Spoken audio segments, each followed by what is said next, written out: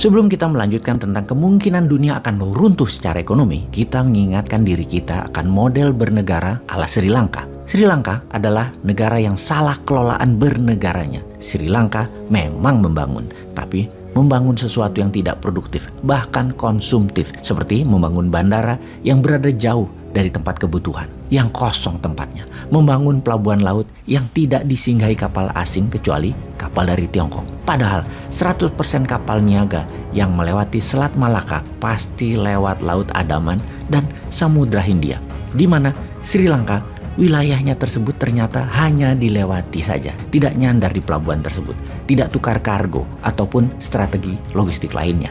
Bandara kosong dibangun jauh dari yang membutuhkan transportasi udara, yaitu dibangun di kampung halamannya Presiden dan Perdana Menteri Sri Lanka yang kakak adik, kampungnya Raja Paksa. Sri Lanka bernegaranya dicampur dengan kebijakan yang menguntungkan bisnis pejabat, membuat peraturan dengan membungkus kekuasaan kesannya untuk rakyat, padahal tidak. Bernegara hanya membuat harta berputar di kalangan pejabat dan keluarga pejabat, yang dalam hal ini mereka adalah keluarga dan kolega Raja Paksa. Fakta di lapangan, Sri Lanka sekarang krisis ekonomi negaranya. Setiap hari demo, rumah sakit berhenti melakukan surgery atau operasi, listrik mati di 50% wilayah Sri Lanka, cadangan pangan hanya tinggal 1 bulan lagi. Kita ke Pakistan sekarang. Ekonomi Pakistan memerlukan 36 billion dolar untuk bisa menyambung hidup rakyat Pakistan. Ketika meminta bantuan IMF untuk membail out hutang Pakistan, ternyata IMF menolak permintaan Pakistan tersebut. Apa yang menyebabkan penolakan tersebut? Pakistan bisa dikatakan negara yang berbahaya. Berbahaya karena ada 3 kelompok teroris besar yang tinggal di Pakistan dan besar di Pakistan. Pakistan adalah juga negara yang memiliki senjata nuklir. Saat ini, Perdana Menteri Pakistan yang baru, Shehbaz Sharif, sedang di Turki. Tujuannya satu, survival of the Pakistan nation.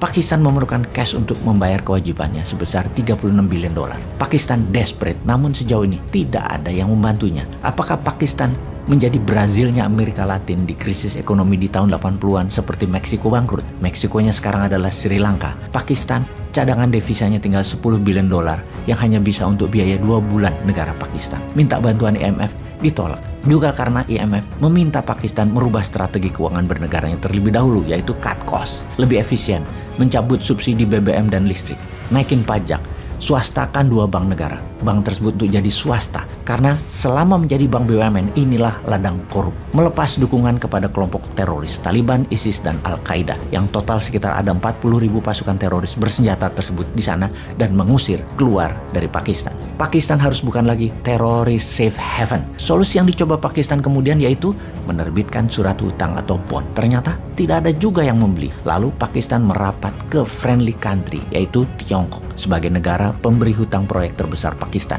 dan ditolak juga sama Tiongkok. Kemudian merapat ke Saudi Arabia serta ke Uni Emirat Arab, juga ditolak. Syarat negara sahabat itu hanya satu, kalau disetujui IMF mereka baru bantu. Kita rincikan lagi sebenarnya apa sih aslinya kenapa negara-negara nggak ada yang mau bantu Pakistan. Karena kebiasaan buruk dari negara Pakistan itu. Pakistan itu dalam 20 tahun terakhir sudah di bail out 22 kali dan memang parah ngelola negaranya. Untuk yang nomor 23 kali ini semua mundur, ambiar itu Pakistan mengikuti jejak Sri Lanka.